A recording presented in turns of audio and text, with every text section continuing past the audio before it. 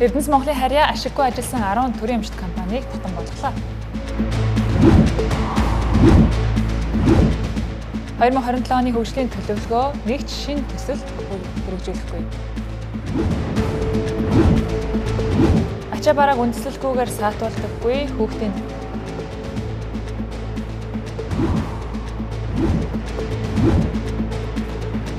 туслан ховчилж авсан этгээдүүдээс буцааж авах оруулжээ. Шүүхийн шинжилсэн цахим хуудсыг аль биесээр нэлээ.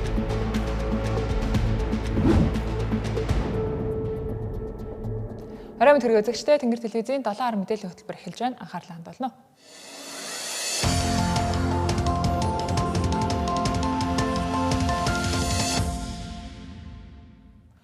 Уулуурхайн компаниудыг дээрээс нь удирддаг дарга компани гэдгээр алдартай Эрдэнэс Монгол нэгдэл ашиггүй ажилдаг 10 компаниа татан болгохаа зарлалаа. Гэхдээ энэ шинжиллийн амин сүнс нь зөвхөн компани татан болгохтай биш, уулуурхаагаас орж ирж байгаа төгрөг бүр иргэдэд бодитоор очих ёстой гэсэн үндэсний баялагын сангийн үндсэн зарчим юм а. Иймдээч Эрдэнэс Монгол нэгдэл дарга компани байхаа болж баялагын өгөөжийг иргэдтэй хуваарлдаг мэргэжлийн санхүүгийн байгууллага болон хувирна гэж засгийн газар хамллаа. Одоогоор татан болгох 10 компани нэр эцэслэгдээгүй байгаа ч ихэнхдээ төслийн чанартай компаниудыг татан буулгах чигтэй. За тухайлбал зэс боловсруулах үйлдвэрийг барих гэж байгуулагдсан зэс боловсруулах үйлдвэр гэх компаниг лавтай татан буулгах юм байна. За энэ мэт 10 компанийг татан буулгаснаар 67 тэрбум төгрөгийг хэмнэхнэ.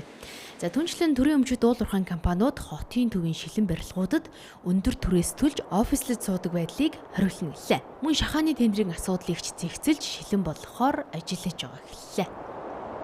Ялангуяа худалдаа авалтаас хэмнэлт гаргах, нийгэмд байдаг нөгөө шахаа гэж ярьдаг энэ асуудлуудыг л одоо зэгцлэх асуудлыг шалтгаалтай бас хийнэ. Гол юм бол ерөөсөө захимжилт. Эцэст нь дүгнээд хэлэхэд одоо Эрдэнэс Монгол компани дараагийн шинэ шатанд орж байна. За нэгдлийн компаниудын хувьд яг энэ чиглэлийн үүрэг чиглэлүүд өгөгдсөн. Удирдлагын зардлаа 20% бууруул, үр ашиггүй үйл ажиллагааны зардлаа 20% бууруул гэдэг тодорхой яг гүйцэтгэх захирал болгонд нь одооноос эхлээд илүү хатуу ийм одоо зарчмуудыг тавьж ажиллаж байгаа гэж хэлж байна. Энэ мэтчлэн төрийн өмчөд уулуурхайн компаниуд хэмнэлтийн горимд шилжиж ашиг олохгүй л арчигдаж татан буугддаг жишг рүү шилжиж байгаа эхэллээ. За ингэж ажилласнаар иргэн бүрийн хоригдлын санд бүртгэгдсэн 500 мянган төгрөг энэ оны эцэсгэхэд 1 сая төгрөгт хүрнэ гэлээ. За баялагын сангийн хувьд бол ирээдүйн өв сан болон хуримтлалын сан бол их үүсвэртэй. Энэ дээр хөрөнгөний удирдлага хэрэгжүүлснээр бид нар нийтдээ 290 тэрбум төгрөгийн хөрөнгө оруулалтын орлогыг бол Монгол улсад үндэсний баялагын сандаа төвлөрүүлж чадсан байгаа. За үүнээс гадна стратегийн ордын хилэлцээ болон за одоо бас стратегийн орд эзэмшигчтэй ээж аваа хуулийн төслийн одоо үр дүнд ч гэсэндээ үндэсний баялагын сангийн их үүсвэр бол нэмэгдэх төлөвтэй. Энх иргэдтэй байгалийн баялагын өргөөжийг хүртээхийн тулд энэ олон ашиггүй охин компаниудыг цэгцэлж зардлыг нь танилж байна гэж засгийн газар мэдгдлээ. Харин ийм олон ашиггүй компани байгуулж улсыг алдагдалд оруулж байсанд хэн хариуцлага хүлээх вэ гэдг нь бүрхэг хэвээрүүлдэж байна. Улсын хурлын гишүүд эрх сонгуулаа бодож тойрогтой хөрөнгө оруулалт татахын тулд улсын төсөв хөгжлийн төлөвлөгөөг нааш цааш нь зулгаадаг жишг энэ удаад ч давтагдлаа. Засгийн газраас боловсруулсан 2027 оны улсын хөгжлийн төлөвлөгөөнд гишүүд нийт 4 их найд гаруй төгрөгийн төсөвт өртөгтэй 200 гаруй саналыг нэмхийг оролдсон. Хамгийн ноцтой нь гишүүдийн зүтгүүлсэн эдгээр төслүүд нь улсын хөгжлийн нэгдсэн бодлогод нийцээгүй, хууль зөрчсөн, наад захын зураг төсөвт өртгийн тооцоололгүй түүх хийжээ. Ингээд эдгээр саналуудыг цөөлөх үүрэгтэйгээр өнөөдөр эдийн засгийн байнгын хороо оролдлоо.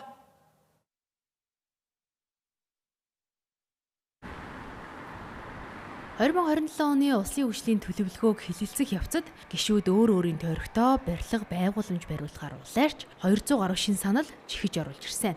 За өөрөөр хэлбэл хөгжлийн бодлого гэхээсээ илүүтэй тойрогийнхоо сонгогчдод таалагдах гэсэн хувийн амбицийн төслүүд байв. Үүнийг ахин нэгтэлж хууль нийцээгүй саналуудыг хасахыг нь хасаж шүүсийг нь шахсны эцэст 4 их найдны саналыг 2 их найд болгон бууруулжээ. 203-аас 115 санал дээр бол санал хураах шаардлагагүй гэдэг 88 санал орж ирж байгаа.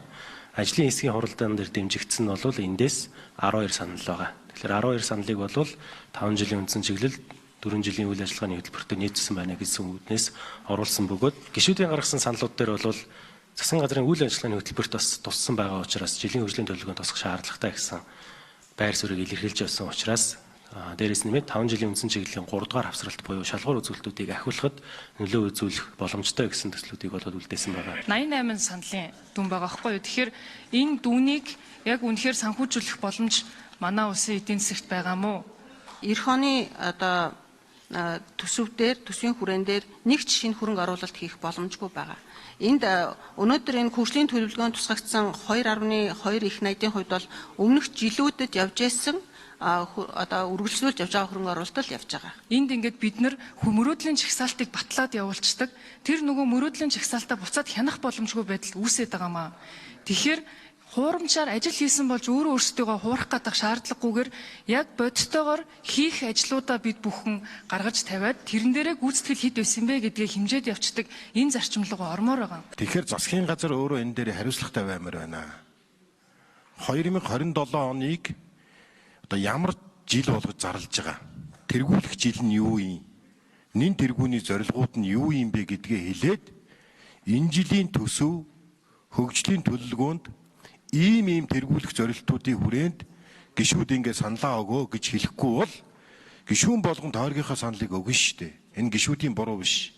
Цаана байгаа сонгогчдод бол ийм зүйлийг өгөө гэдэг алтан бичгээр өгöd байгаа байхгүй юу? Эх онд засгийн газраас эрчим хүчний салбар, эрүүл мэнд, хүний хөгжлийн одоо чиглэлээр явуулах үйл ажиллагааг нэлээд онцолж байгаа бөгөөд засгийн газрын зарласан 4 чөлөөлтийн хүрээнд тэр дундаа эдийн засгийн одоо чөлөөлөлт, эрх зүйн боломж чөлөөлөлт, ногоон хөгжил, мөн авилгалын эсрэг чөлөөлөлт гэсэн энэ одоо арга хэмжээнд энэ бодлогын хөтөлбөрөө 2027 оны бодлогын хөтөлбөрөө чиглүүлж багцлж оруулж ирсэн байгаа. Улс орны хөгжлийн төлөвлөгөө гэдэг бол нэг гишүүний тойргийн амлалт биш. Гишүүд зураг төсөлгүй хууль бус төслүүдийг төлөвлөгөөнд хүчээр оруулж ирдгээ болох хэрэгтэйг хэлж байлаа. За угаасаа улс мөнгөгүй байгаа учраас эх онд ганц шинэ төсөл эхлүүлэхгүй хуучин төслүүдэд дуусгах гэж мэдгдсэн. За гэтэл ийм нөхцөлд гишүүд 100 санал оруулж ирж батлууллаач нөгөөх нь санхүүжилэх улмаас хэрэгжих боломжгүй хэлж байлаа. Одоо ерөнхий боловсролын сургуулиудад байгаа нэг компьютерийг 10 гаруй хүүхэд дундаа хуваан хэрэглэж байна. Харин эх намраас эхлэн 2 хүүхэд дундаа нэг компьютер хэрэглэнэ гэж боловсролын сайдын хамгаалан мэдгдлээ. Үүний тулд 300 мянган ширхэг Google-ийн Chromebook компьютер худалдан авах юм байна. Шаардлагатай санхүүжилтийг төсвөөс гаргахгүй хөгжлийн банкар дамжуулан санхүүгийн түрээсээр худалдан авна гэж салбарын сайдын хамгаалан мэдгдлээ. Мөн анги бүр ухаалаг самбартай болох юм байна. Энэ бол хот хөдөөгийн боловсролын ялгааг арилгах хүрээнд хийж байгаа засгийн газрын бодлого гэлээ. Бараг нэг ангид бол нэг 2-3 компьютер байна гэсэн үг шүү дээ. За энийг бид нар энэ 300 мянган компьютер нийлэгдсэн дараа нэг компьютер дээр 2 хүүхэд байх, анги бүхэн ухаалаг самбартай байх. Одоо энэ дэд бүтцүүдийг хийн. За энийг дагуулад бид нар нэг хүүхдэд нэг хиймэл оюун ухааны туслах багш, нэг багшид нэг хиймэл оюун ухааны одоо туслах багш гэсэн одоо энэ платформыг энэ 9 сарын 1-ээс математикийн хичээл, монгол хэлний хичээл иргэв. Монгол хэлний хичээлээр хийж байгаа нь ямар учиртай вэ гэхээр одоо монгол хүүхдийн уншаад ойлгох чадвар бол 3 хүүхдийн 2 нь одоо уншаад үнснээ ойлгохгүй байна гэдэг нөхцөл байна. Тийм учраас бол энэ монгол хэлний хичээл одоо уран зохиолын хичээл, унших хүчгийн хичээл гэдэг бол хамгийн том одоо асуудал болж байгаа маа. Тэгэхээр энэ дээр бид нар онцгойлон анхаарах хэрэгтэй. За ингээд энэ нэг хүүхэд, нэг компьютер, нэг анги, нэг ухаалаг самбар гэдэг энэ одоо юуны цаана энэ хөтөлбөрийн цаана бол хүүхэд бүрийг одоо мэдлэгийн хоцрогдлоос арилгах, хүүхэд бүрт гарааны тэгш боломж олгоход ийм томоохон боловсролын салбарт хийж байгаа одоо томоохон хувьсгалын шин чанартай хамгийн том мега төсөл гэж ойлгож болно. Авилгатай тэмцэх газар хүүхдийн туслангуудын хөгжлөлтэй холбоотой ажлын хэсэг байгуулан хяналт шалгалт явуулж байгаа юм байна. За өчигдөр ерөнхий сайд энэ тухай хүүхдийн төлөө үндэсний зөвлөлтөөр мэдээлэл хийж байсан. Авилгатай тэмцэх газрын ажлын хэсэг соёл, үлзийд, хандгаад, ундраа зэрэг хүүхдийн туслангийн хувьчлал, гэрээний хэрэгжилт, зориулалтын дагуу үйл ажиллагаа явуулж байгаа хэсгэд хяналт шалгалтын ажиллагааг явуулж байгаагаа өнөөдөр олон нийтэд мэдээллээ.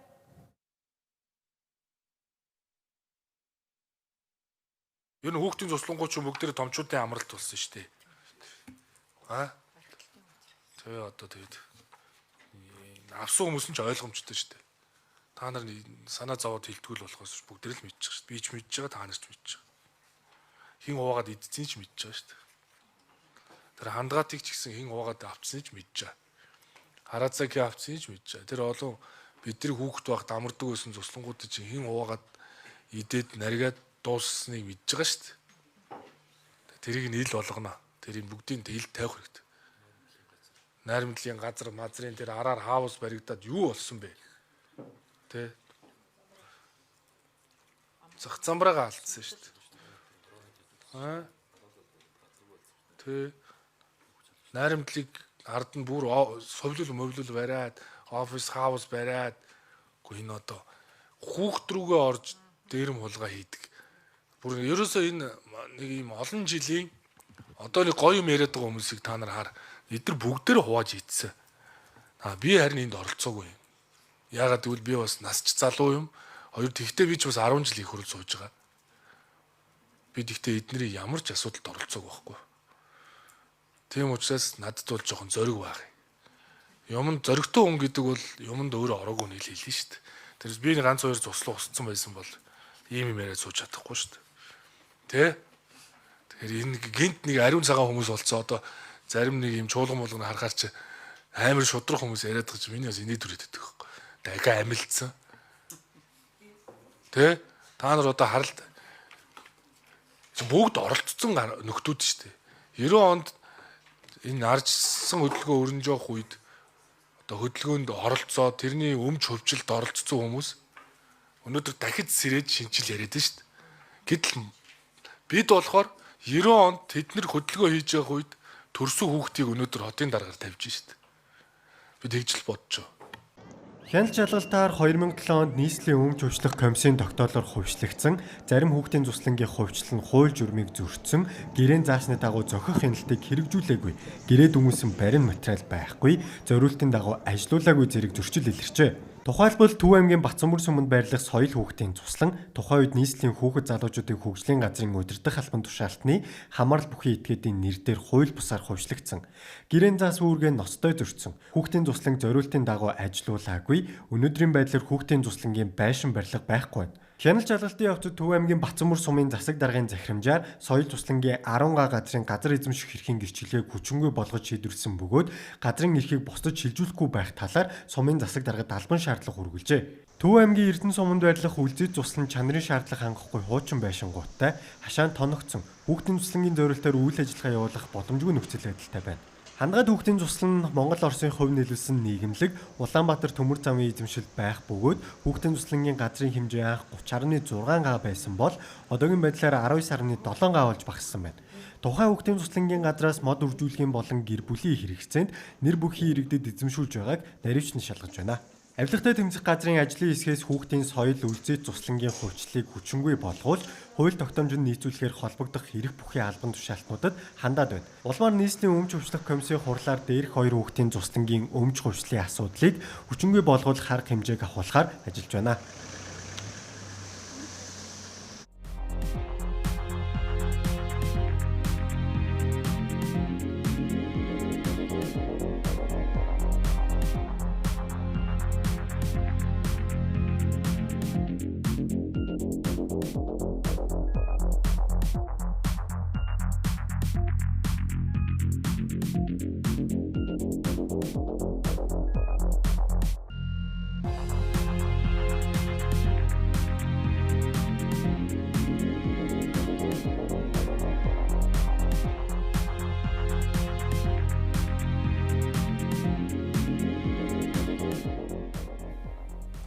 Доллар мэдээллийн хөтөлбөр студиэс шууд үргэлжилж байна. Шүүхийн захимжилтын бодлогын хүрээнд хэргийн оролцогчид болон иргэд олон нийтэд зориулсан шинжилсэн цахим хуудсыг шүүхийн ерөнхий зөвлөл өнөөдөр албан ёсоор танилцууллаа. Өмнө нь шүүхүүд тус бүрдээ өөр заавар бүтэц бүхий цахим хуудас ашиглаж байсан бол шинжиллийн хүрээнд улсын дээд шүүхээс бусад 88 шүүх нэгдсэн заавар, нэгдсэн стандарт бүхий цахим хуудсыг ашиглаж эхлээд байна. Ингэснээр иргэд хэргийн оролцогчид аль шүүхийн цахим хуудсанд хандсан ижил бүтэц, ижил хэрэглэгчийн орчинд мэдээлэл авах боломж бүрдэх бөгөөд хурлын тов, зар, мэдээ, шүүн таслах ажиллагаатай холбоотой мэдээллийг илүү хялбар, ойлгомжтой байдлаар авах нөхцөл бүрдлээ.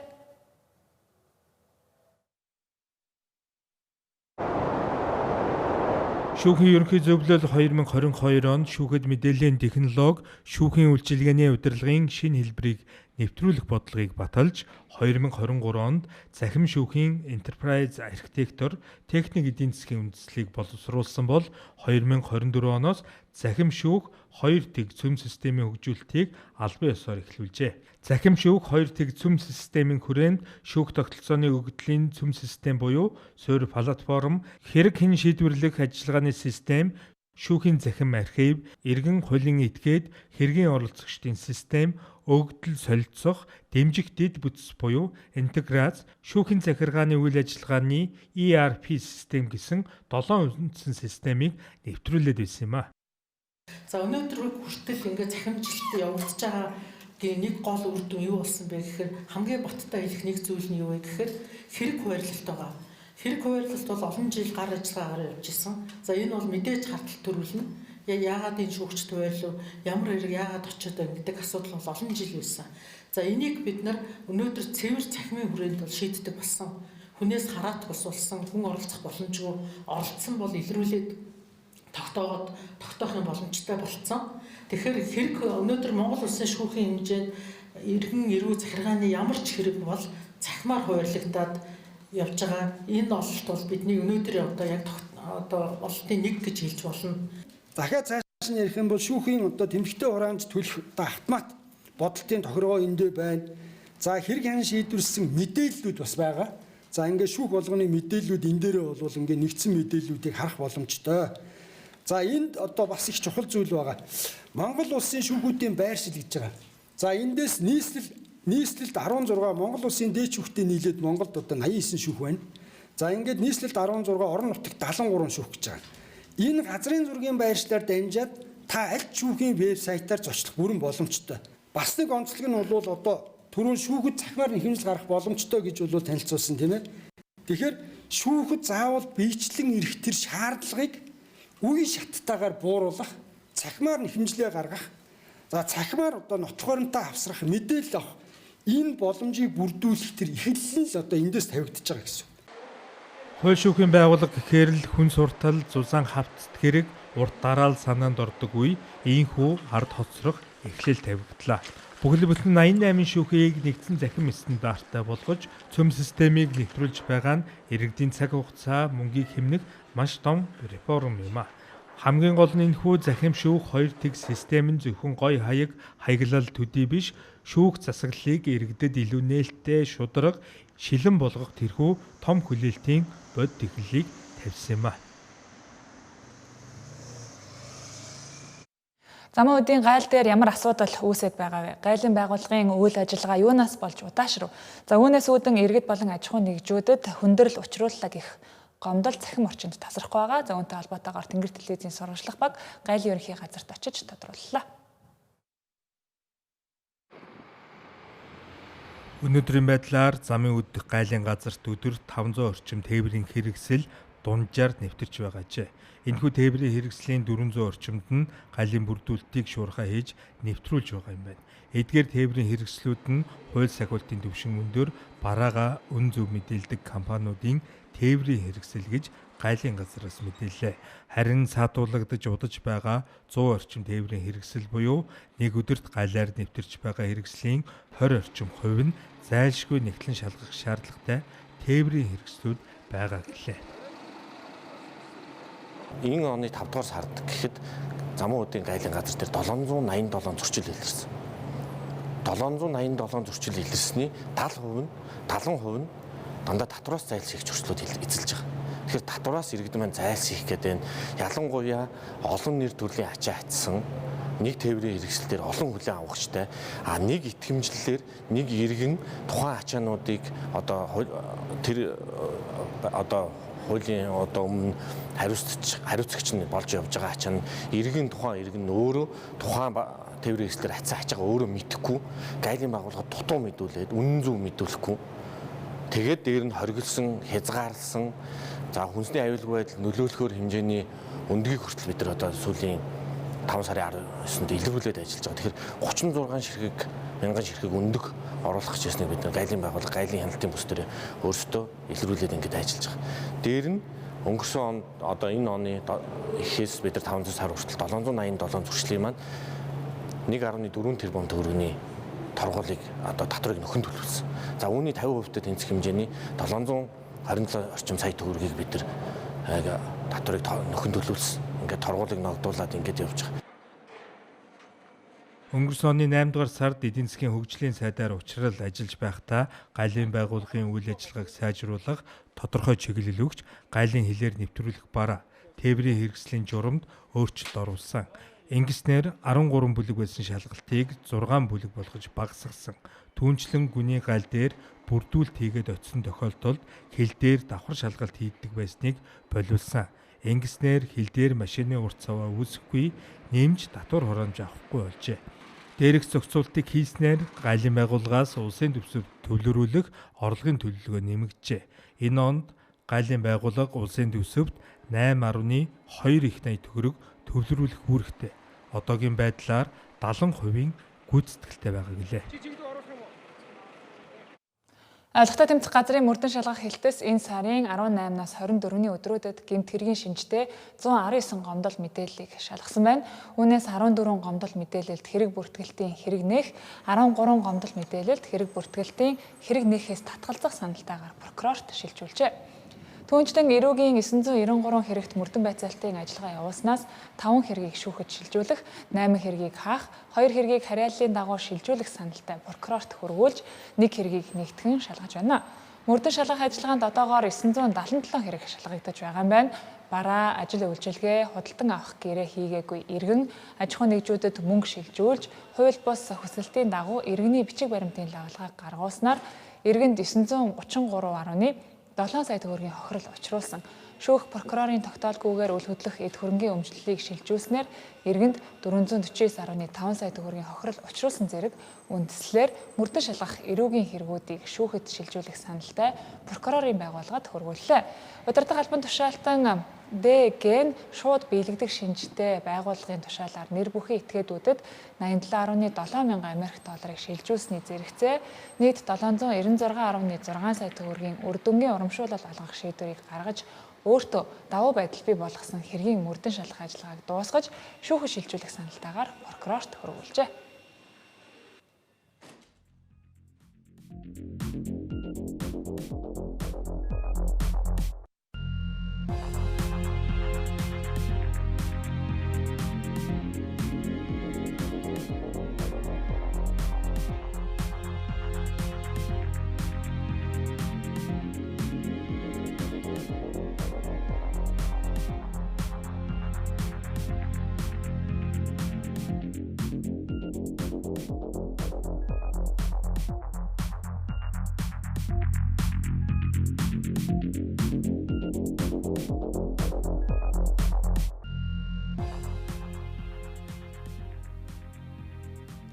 Тэнгэр телевизтэй хамт байгаад баярлалаа үзэгчдээ 7 мэдээллийн хөтөлбөр үргэлжилж байна.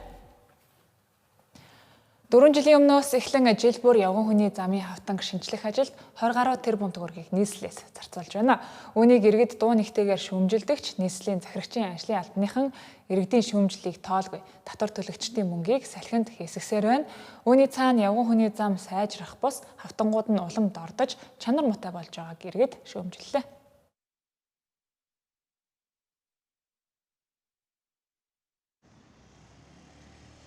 Сүүлийн 4 жилийн хугацаанд нийслэлээс явган хүний замын ажилд зарцуулсан 140 орчим тэрбум төгрөг 960 хүүхдийн багтаамжтай 4-5 сургууль барих мөнгөтэй дүүцэж байна. Ийм хэмжээний мөнгийг явган хүний замыг сайжруулахад зарцуулж байгаа хэдий ч хавтангийн чанар нь улам муудаж, өвөл явхад хүндрэлтэй халтардаг хавтангаар шинжилж байгааг иргэд шүүмжилж байна. Нөгөөтэйгүр олон жил шинжлэгдээгүй явган хүний замаа тойрч өнгөрсөн жил янзалсан замаа шинжилж байгаад олон нийт бухимдаж байгаа юм а. Мөн гэр хорооллын бүсийн явган хүний замд гар хүрэхгүй орхигдуулж байгааг ч хэлж байлаа.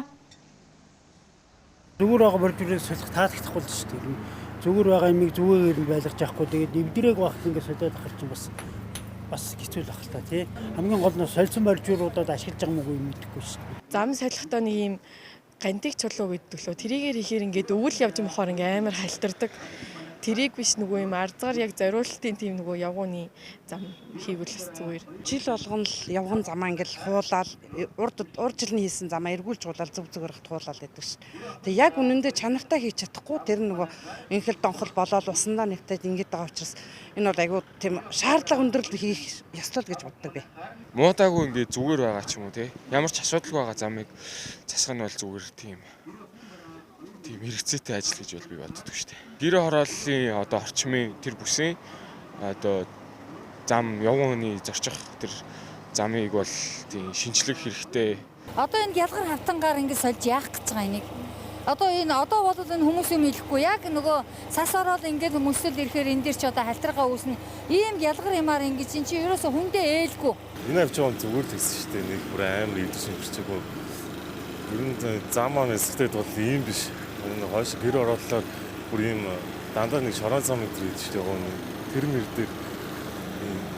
Тэр мэр дээр одоо ингэ засар хийвлээрээ дээр өгч байна.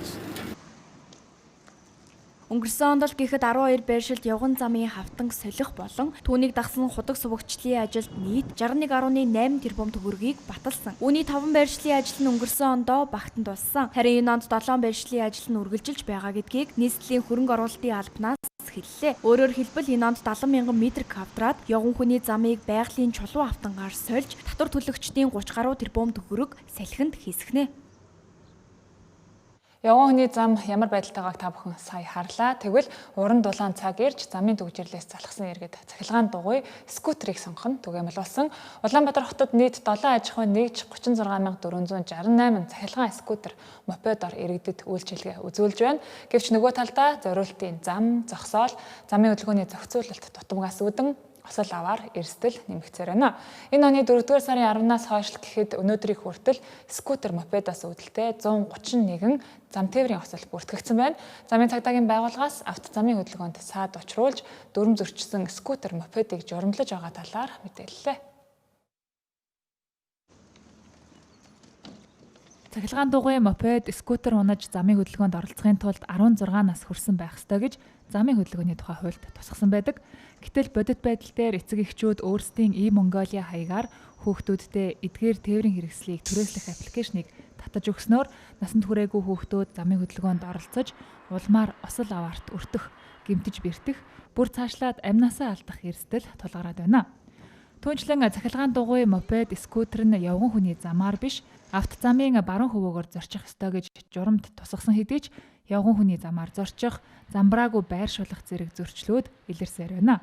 Үүнтэй холбоотойгоор тээврийн цагдаагийн алба 72 цахилгаан скутер мопедийг ачлага зөөвөрлөх байгууллагатай хамтран түр саатуулаад байгаа талаар мэдээллээ. Замраагүй байршуулдаг, зорчих хэсэг рүү оруулцдаг тийм ээ, явганы зам хаагаад авчдаг. Энэ зүйл дээр тухайн 7 аж ахуйн нэгжийн одоо цахилгаан скутер мопед дээр бас хяналтыг тавьж байгаа. За өнөөдрийн байдлаар 72 ширхэг түрээсээ үйл ажиллагаа эхэлж байгаа цахилгаан скутер мопедийг замраагүй байршуулсан, зорчих хэсэг рүү оруулсан, аяр сааттай бий болгосон гэдгээр ачлалтын машинаар ачаад ингээд түр саатуулах гашаанд хийцэн байна. Насан туршаагүй хүүхдүүдтэй холбоотой өөр бас нэг зөрчил бол хонхны баяраар эцэг эхчүүдийнхээ машиныг унаж яваад осолцсон тохиолдлууд.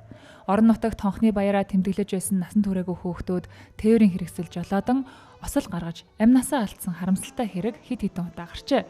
Тиймээс хонхны баяр хийж байгаа сургуулийн удирдлагууд зохион байгуулалт сайтай байх, эцэг эхчүүд хүүхдүүдтэй машиныхаа илүү түлхүүрийг өгөхгүй байхыг анхаарууллаа. Ондог дуутай холбоотой мэдээлэл айгүй их сайн өглөө. Одоо уран талааны цаг болсон энэ 5 сар өөрөө маш олон ихтэй сургуулиуд болон ерөнхий боловсролын сургуулиуд хонхны баяраа тэмдэглэж байна.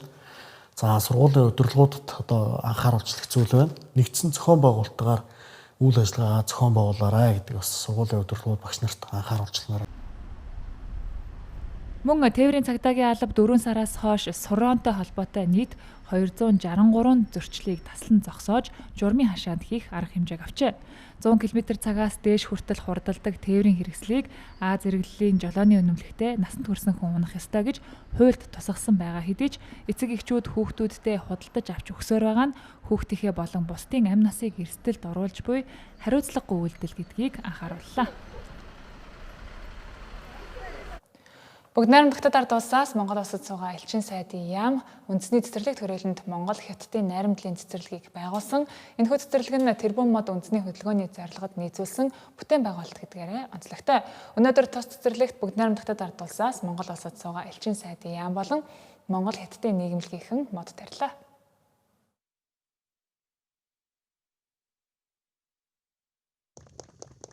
Монгол Хятадын найрамдлын цэцэрлэг нь нийт 3600 м2 талбайг хамарсан бүтээн байгуулалт юм а. Үүний 60% нь төрөл бүрийн мод, бутлаг ургамал, зүлэг тарьж, ногоон байгууламжийг үүсгэсэн. Энэхүү цэцэрлэгт өнөөдөр бүгд найрамдах Хятад ард улсаас Монгол улсад суугаа элчин сайдын яам болон хоёр улсын найрамдлын нийгэмлэг хамтран 100 гаруй модыг тарьлаа. Агаарын бохирдол хөрсний илэгдэлтэй тэмцэхэд мод тарих нь хамгийн үр дүнтэй арга. Өнөөдөр тарьсан моднууд цаашлаад жил бүр хамгийн багадаа 3 тонн хортхийг хотын агаараа шүүх юм а. 蒙中有一园是去年秋天刚刚建立的。 Монгол Хятадын найрамдлын цэцэрлэг нь цөлжилттэй тэмцэх хоёр улсын хамтын ажиллагааг бэхжүүлэхэд чухал ач холбогдолтой бүтээн байгуулалт юм а. Ногоон хөгжил нь Хятад болон Монгол улсын эх 5 жилийн хөгжлийн хөтөлбөрт багтсан чухал ажил. Түүнчлэн бид Монгол Хятадын найрамдлын цэцэрлэгээ сайжруулах зорилгоор өнөөдөр мод тарьж байна. Энэхүү мод тарих арга хэмжээнд хоёр улсын найрамдлыг дэмждэг салбарын төлөөллөд гар бие оролцлоо. Энэхүү арга хэмжээг жил бүр уламжлал болгон зохион байгуулах болно. 我也相信我们的蒙中关系的未来会非常美好。 За өнөөдрийн арга хэмжээ 2023 онд эхэлсэн байгаа. За Монгол Хятадын нийгэмлэгээс за үндэсний цэцэрлэг түрээлэн дээр мод тари ногоон байгууламж бүтээж өгье. За мөн иргэдэд зориулсан тогтчлт хийе гэсэн саналыг тавьсан. Монгол Хятадын нийгэмлэгийн хувьд бол маш хариуцлагатай хамтрагчдын маань нэг. Ягаад гэвэл бүтээн байгуулалтын ажил нь яг зураг батлагдсан одоо зургийнхаа дагуу дээр нь гэрээний дагуу чанартай хийгдэж байгаа. За тэгээд моднууд маань бас чимэглэлийн за тэгээд ландшафтын төлөвлөлтийн дагуу ингээд таригдаад явж байгаа. Үндэсний цэцэрлэгт хүрээлэн байгуулагдсанаас хойш нийт 31 төрлийн 185 мянган модыг олон нийт тарьжээ. Үүний 80 мянга гаруй тэрбум мод хөдөлгөөний хүрээнд тарьсан моднууд байна. Цэцэрлэгт хүрээлэнд мод тарьснаар унтны усны нөөцийг хөрсний бохирдлоос хамгаалахад чухал ач холбогдолтойг салбарын мэргэжилтнүүд онцолж байна. 7 мэдээллийн хөтөлбөр студиэс шууд хүрлээ. Анхаарал хандуулсанд баярлалаа.